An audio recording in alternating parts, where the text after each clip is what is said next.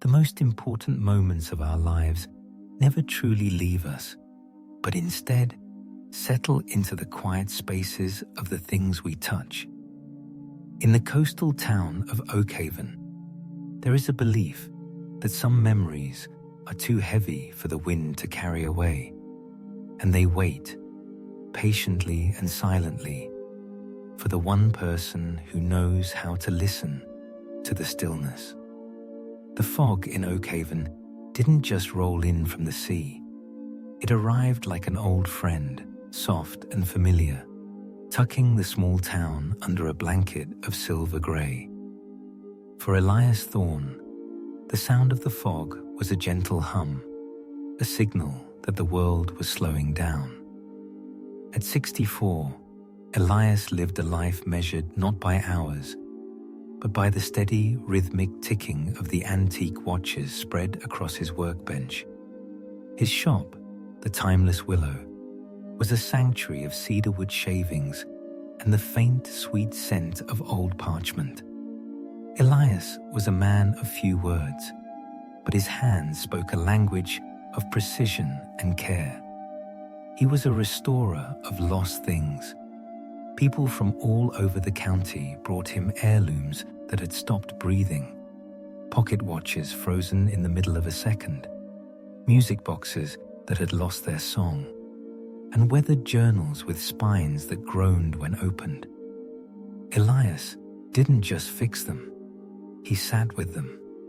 He believed that every object held a residue of the person who once loved it, a faint emotional frequency that only surfaced in the absolute quiet of a rainy afternoon.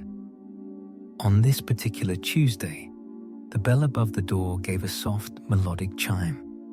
It wasn't the sharp ring of a modern shop, but a low, brassy note that lingered in the air. "Elias," a voice whispered, barely louder than the mist outside. Elias looked up from his loop.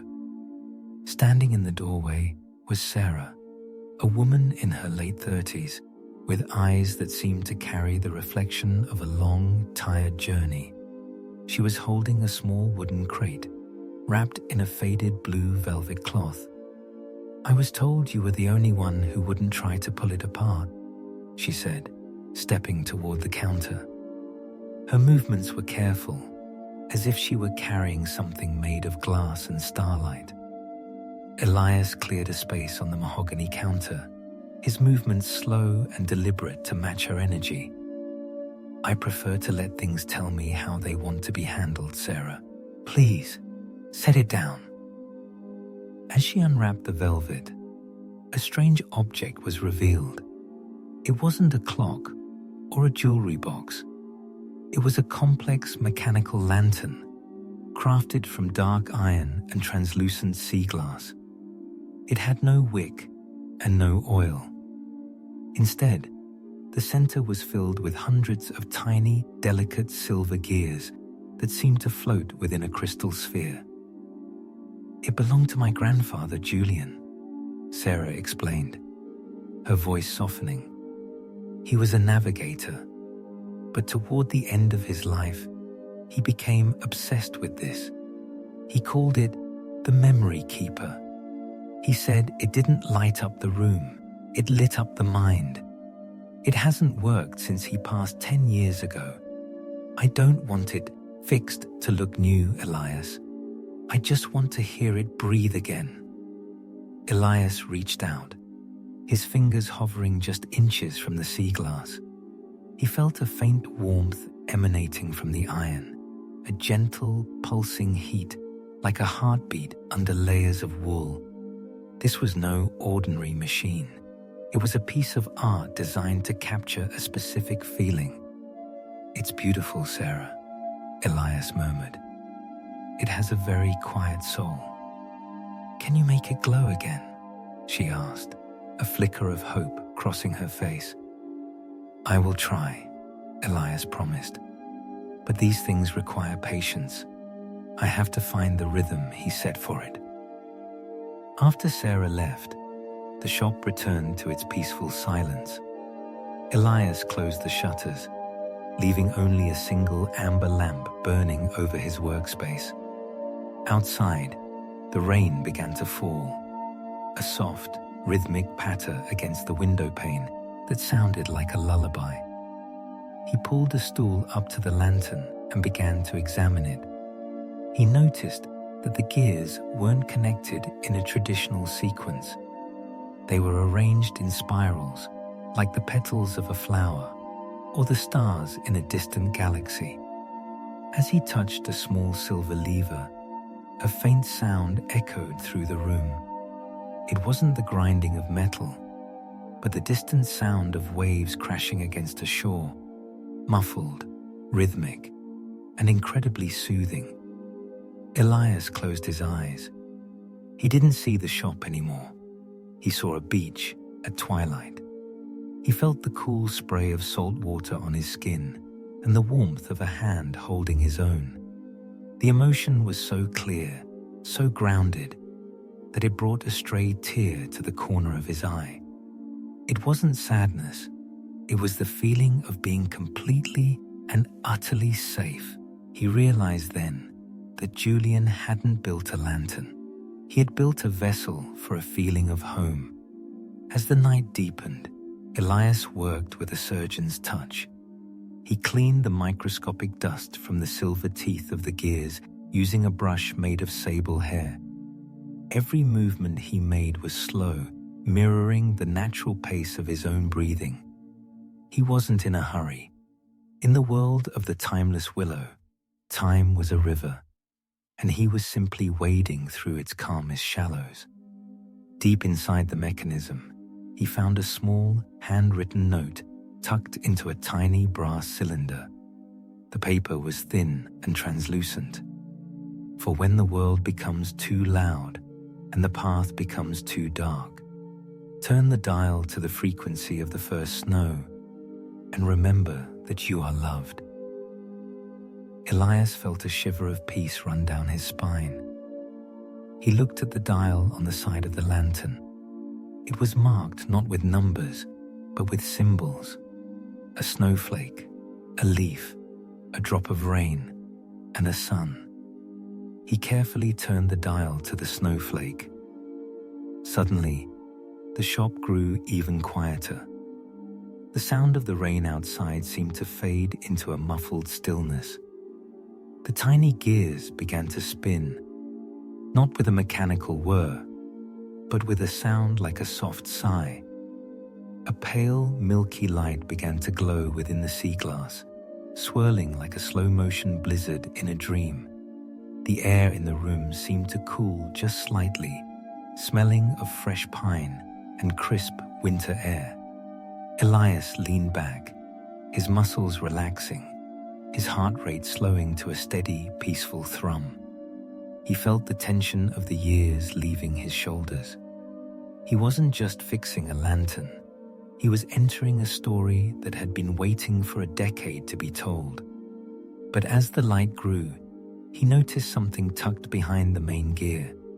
A second, smaller mechanism that seemed to be locked. It was shaped like a heart, and it was made of a metal he didn't recognize, something that shimmered with a faint violet hue. He knew that to unlock this part of the story, he would have to understand Julian's life beyond the sea. He would have to find the unspoken truth that the old navigator had tried so hard to preserve. Elias stood up and walked to the window. The town of Oakhaven was asleep. The street lamps were blurred gold orbs in the fog. He felt a deep sense of purpose. This lantern was a puzzle of the heart, and he was the only one with the stillness required to solve it. He returned to his chair, wrapped a warm knitted throw over his legs, and watched the silver mist swirl inside the glass. The first part of the journey was complete, but the mystery of the violet heart remained. The morning arrived in Oakhaven, not with a shout of sunlight, but with a gradual thinning of the shadows, as if the world were waking up from a particularly deep and comfortable dream. Elias Thorne awoke to the sound of a distant foghorn, a low, grounding note that resonated in the floorboards of his small apartment above the shop. He moved through his morning routine with the practiced grace of a man who found beauty in the mundane. The slow whistle of the kettle, the precise grind of coffee beans, and the way the steam rose in a delicate dance against the window pane. When he descended the narrow wooden stairs into the timeless willow, the air felt different. It was charged with the faint, lingering energy of the memory keeper. The lantern sat on his workbench, the sea glass now clear and dormant, yet it seemed to pulse with a quiet expectation. Elias approached it as one might approach a sleeping child, with reverence and a soft footfall. Chapter 2. The violet heart mechanism remained his primary focus. Under the magnifying lamp, the metal didn't just shimmer, it seemed to absorb the light, glowing with an inner depth that reminded Elias of the sky just before the first star appears. It was a masterpiece of emotional engineering. Elias knew that Julian hadn't just built a lamp, he had built a bridge. As he began to delicately probe the pins of the lock, he realized the mechanism wasn't looking for a metal key. The keyhole was shaped like a small, teardrop-colored indentation, perfectly smooth. It required something organic, something that carried a specific weight. "Patience, Elias," he whispered to himself, the sound of his own voice a gentle anchor in the quiet room. The story unfolds at its own pace. Around noon, Sarah returned. She looked more rested today, her coat dusted with the light mist of the harbor. She brought with her a small thermos of chamomile tea and a tin of shortbread, a gesture of quiet gratitude that Elias deeply appreciated. "I found myself thinking about the lantern all night," she said, sitting on the high stool by the window. "I realized I never told you much about Julian. He wasn't just a navigator. He was a man who felt the weight of every goodbye he ever said at the docks. He used to say that the hardest part of the sea wasn't the storms, but the silence between the waves where you remember the people you left behind." Elias poured 2 cups of tea, the herbal scent filling the workspace. He was trying to capture the silence, wasn't he? To make it feel less like an absence and more like a presence. Sarah nodded, her eyes misting over. "He lost his wife, my grandmother, Clara, very young. This lantern. He started building it the year she passed. He told me that memory is like a lighthouse. If you keep the glass clean, it will guide you home. But if you let it gather dust, you'll get lost in the dark." Elias showed her the violet heart. "I found this hidden behind the main gears. It's a secondary chamber, but it's locked. It feels heavier than the rest. Do you have anything of his, Sarah? Something small, something he might have carried near his heart?" Sarah reached into her pocket and pulled out a small, worn stone. It was a piece of sea glass, but unlike the others in the lantern, this one was a deep, translucent lavender, smoothed by decades of ocean tides. "He always kept this in his vest pocket," she said, handing it to him. "He called it his anchor of peace." The moment the stone touched Elias's palm, he felt a hum, a literal vibration that matched the pulse of the lantern. With a steady hand, he pressed the lavender sea glass into the teardrop indentation on the violet heart. There was no click, no mechanical snap. Instead, there was a soft, melodic chime, like the sound of a finger tracing the rim of a crystal glass. The violet heart began to unfurl, its metal petals opening to reveal a tiny, glowing filament that looked like a captured spark of lightning, softened by 1,000 years of age. "The rain," Elias murmured, remembering the symbols on the dial. He turned the dial from the snowflake to the raindrop. The atmosphere in the shop shifted instantly. It didn't feel like the shop anymore. The walls seemed to dissolve into the hazy memory of a porch overlooking a summer garden.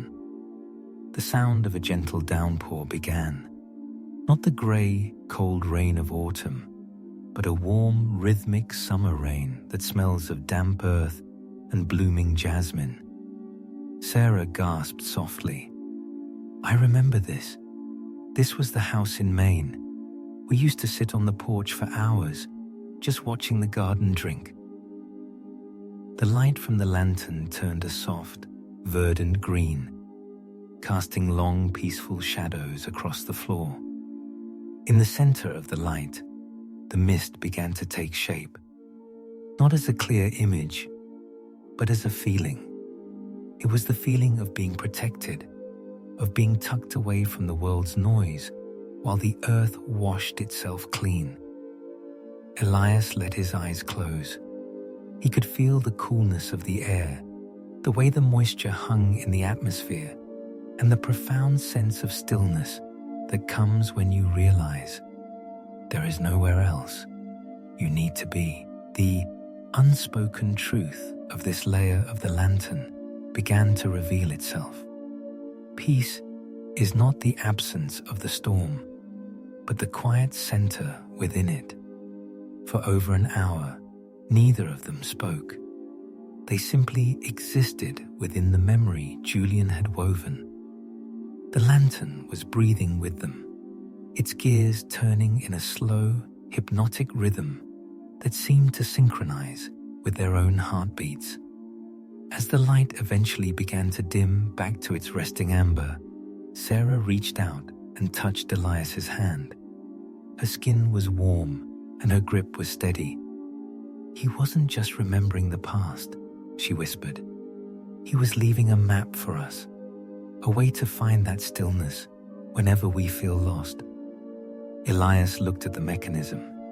He noticed that the leaf and the sun symbols were still dark. There were 2 more layers to this story, 2 more emotional frequencies that needed to be tuned. But the violet heart was now glowing steadily, providing a core of warmth that hadn't been there before. "The next layer is the leaf," Elias said, his voice a low, comforting rumble. "Autumn, the season of letting go." Julian always struggled with that, Sarah admitted. He held on to everything, letters, old maps, even the scent of Clara's perfume in a bottle he never opened. If the rain was about peace, the leaf must be about something deeper, something he was afraid to lose. Elias nodded, his mind already beginning to map out the intricate connections of the autumn gears. He knew that this next part would require more than just a physical key. It would require an emotional resonance. He would have to find the frequency of letting go within the machine. As evening began to settle over Oakhaven, Elias walked Sarah to the door. The fog had returned, thicker now, turning the world into a soft, white cocoon. "Come back tomorrow," Elias said. "We'll look for the autumn together." Once alone, Elias sat back down at his bench. He didn't pick up his tools. Instead, he simply sat in the presence of the lantern. He felt a profound sense of calm, a relaxation that went down to his very bones. The shop felt like a holy place, a sanctuary where time had no power. He looked at the tiny silver gears, still shimmering with the ghost of the summer rain. He realized that Julian's memory keeper was working on him too. It was smoothing out the jagged edges of his own loneliness, replacing the silence of his quiet life with a melody of shared humanity. He picked up his pen and wrote a single line in his ledger. To remember is to live twice, but to remember with peace is to live forever. He watched the violet heart pulse, once, twice, before he finally turned off the lamp, leaving the shop in a state of perfect, starlit grace. The shop remained in a state of perfect, starlit grace, the violet heart of the lantern casting long, gentle shadows that danced like slow-moving ghosts against the walls of old clocks. Elias stayed in his chair for a long time, not moving, simply breathing in the scent of cedar and the faint, lingering ozone of the summer rain memory. He felt a deep, resonant stillness, the kind that usually only comes after a long fever breaks. Finally, he retired to his bed upstairs, his dreams filled with the rhythmic sound of gears turning in perfect, silent harmony. Part 3. The following morning, the fog had lifted, replaced by a crisp, golden clarity that only late October in a coastal town can provide. The light that streamed through the windows of the timeless willow was pale and clean, highlighting the tiny motes of dust that drifted through the air like microscopic stars. Elias felt an unusual surge of energy, a quiet focus that settled in his chest. Today was the day of the leaf. He spent the first few hours of the morning preparing his tools. He cleaned his smallest screwdrivers with a silk cloth and organized his brass tweezers by size. To work on the autumn setting, he knew he had to be precise. If the rain was about the peace of being sheltered, the leaf was about the grace of surrender. When he peered into the mechanism of the third dial setting, he found that the gears were different here. They weren't made of silver or iron, but of a dark, polished wood, birch, or perhaps rowan. They were incredibly delicate, their teeth so fine they looked like the serrated edges of a real fallen leaf. Tension, Elias whispered, noting how tightly the copper springs were wound. You were holding on too tight, Julian. Just as he was about to begin the delicate work of loosening the tension, the bell chimed. Sarah walked in, but she wasn't alone. She was carrying a small, weathered leather satchel that looked as though it had traveled across oceans. I went through the attic this morning, she said, her voice carrying a hint of morning frost. I found his logs from his final years. There was a section tucked away at the back, written in a hand so shaky I could barely read it. But one word kept appearing over and over: release. She opened the satchel and pulled out a single, pressed maple leaf. It was preserved in wax, its colors a vibrant, fiery explosion of orange and deep crimson. He kept this between the pages of his last entry. The entry was dated the day he stopped sailing for good. Elias took the leaf, feeling the strange, preserved life within it. In nature, Sarah, the tree doesn't lose its leaves. It lets them go so it can survive the winter. It's a gift the tree gives to itself. I think your grandfather was trying to learn how to do the same. He placed the leaf onto a small brass tray near the lantern's intake. As he did, he began the painstaking process of adjusting the wooden gears. With every fraction of a millimeter, he turned the adjustment screw. He felt a corresponding release in the air of the shop. The leaf gears began to move, but they didn't whir. They rustled. It was a sound like 1,000 dry leaves skittering across a stone path. Now, Elias said softly, his hand trembling slightly with anticipation. He turned the dial to the symbol of the leaf.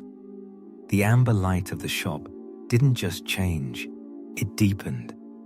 The walls of the shop seemed to stretch and transform into the soaring trunks of ancient oaks and maples. The ceiling vanished, replaced by a canopy of gold and bronze that filtered the sunlight into a warm, honeyed glow. A gentle wind began to stir, not a cold wind, but a crisp, refreshing breeze that carried the scent of wood smoke, dried apples, and the earth preparing for sleep. Sarah closed her eyes, a small, peaceful smile tugging at the corners of her mouth. "I can hear the forest," she whispered. Within the sea glass sphere of the lantern, the violet heart began to spin. As it did, phantom leaves began to drift through the air of the shop. They weren't physical, but projections of light and shadow that felt remarkably real. As one leaf drifted past Elias's cheek, he felt a sensation of lightness, as if a small weight he had been carrying for years had simply floated away. The unspoken truth of this layer began to resonate in the silence. To let go is not to lose. It is to make room for the light.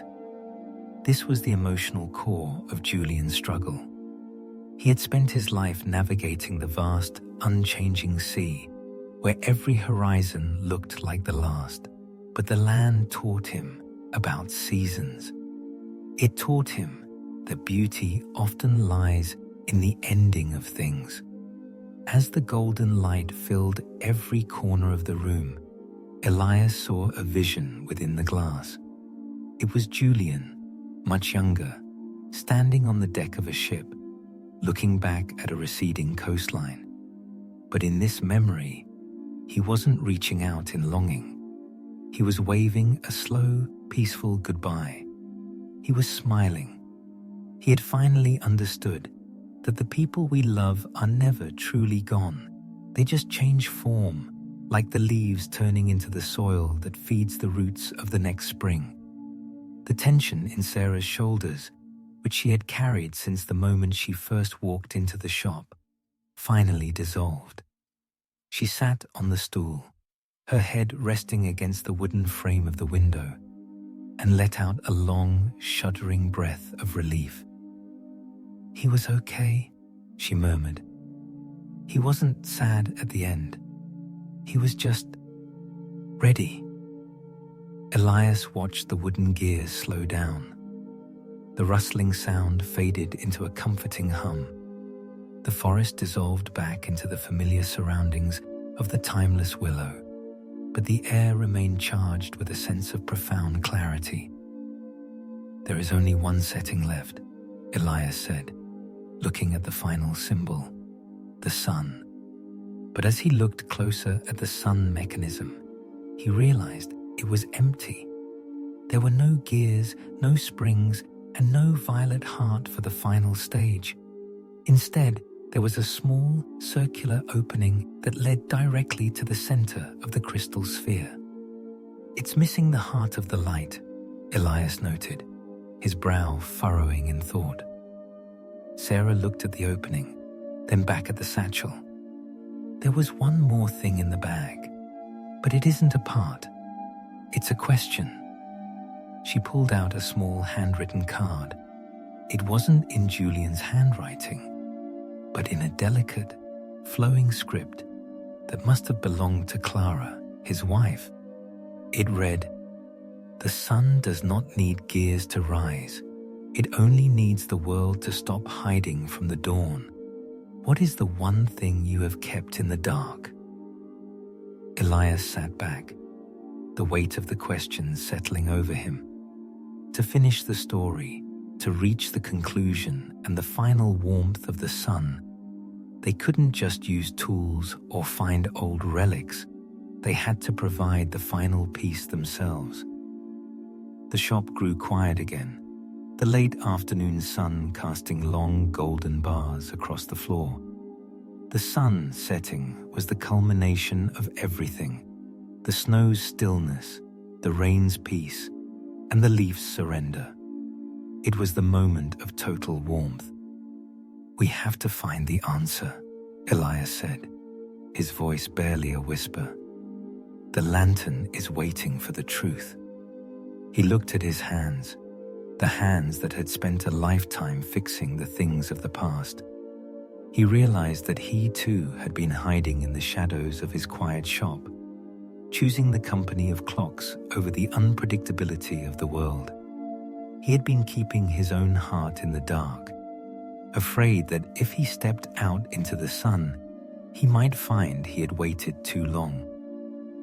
"Tomorrow," Sarah said, her voice steady and kind. "Tomorrow we finish it. Together." Elias nodded. He felt a strange sense of anticipation, a flutter of something that felt remarkably like joy. As Sarah left, the shop felt larger, more open, as if the walls themselves had breathed in the forest air and expanded. Elias stayed at his bench until the moon rose, a silver sliver in the velvet sky. He didn't work on any other clocks. He simply watched the sun dial, waiting for the courage to bring the dawn. Sarah stood beside him, her reflection caught in the polished wood of the workbench. "My grandfather once told me that the sun doesn't just give light, it shows us who we are. It's the truth of the present moment." She placed the silver-backed mirror on the bench, angling it so that the morning sun streaming through the window hit the glass. A brilliant, concentrated beam of natural light shot across the room, hitting the empty center of the lantern's crystal sphere. Elias watched, breathless, as the light interacted with the violet heart. The empty space wasn't meant for a gear or a stone. It was meant for a reflection. As the sunlight filled the sphere, the violet heart began to spin at a speed that made it look like a steady, glowing orb. The sound changed from the rustle of leaves to a deep, resonant hum, the sound of a cello played in a large, empty hall. It was the sound of wholeness. "The one thing I kept in the dark," Elias said, his voice thick with emotion, "was the belief that my own story had already ended. I thought I was just a caretaker for everyone else's memories." Sarah smiled, a tear tracing a path down her cheek. "And I kept my grief in the dark, thinking it was a burden I had to carry alone. But the sun shows us that we are still here, Elias. We are the living part of the story." As the dial clicked into the sun position, the shop didn't transform into another place or time. Instead, the shop itself became more vivid. The colors of the old wood grew richer, the smell of the cedar more sweet, and the dust motes turned into a swirling galaxy of gold. The lantern began to project a warmth that felt like a physical embrace, the feeling of a long-awaited homecoming. The light didn't show them the past. It showed them the beauty of the room they were standing in. It highlighted the strength in Elias's weathered hands and the resilience in Sarah's eyes. The mystery of the memory keeper was finally solved. It was never meant to trap people in their memories, but to use those memories as a foundation to stand firmly in the light of today. Elias felt a profound wave of relaxation wash over him. The tension he had carried for 30 years, the fear of being forgotten, the weight of his loneliness, simply evaporated. He realized that every clock he had fixed was a preparation for this moment of absolute presence. The mechanism reached its peak, a soft, golden glow that filled the entire street outside, making the windows of Oakhaven sparkle like diamonds. Then, very slowly, the gears began to slow. The hum faded into a peaceful silence, leaving only the natural warmth of the morning sun.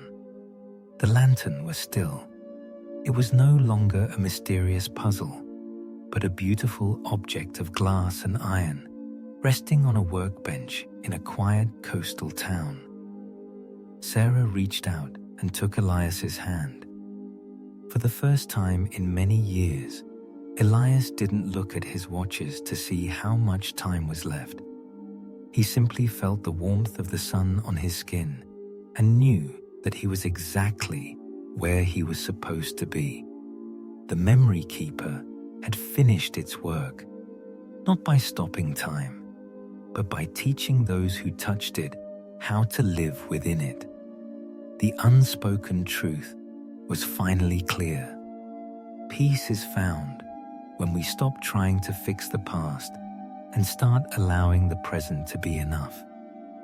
As the golden light of the morning settled into the quiet corners of the shop, the world felt small, safe, and infinitely kind. The heavy questions of the heart were answered with a simple, radiant silence.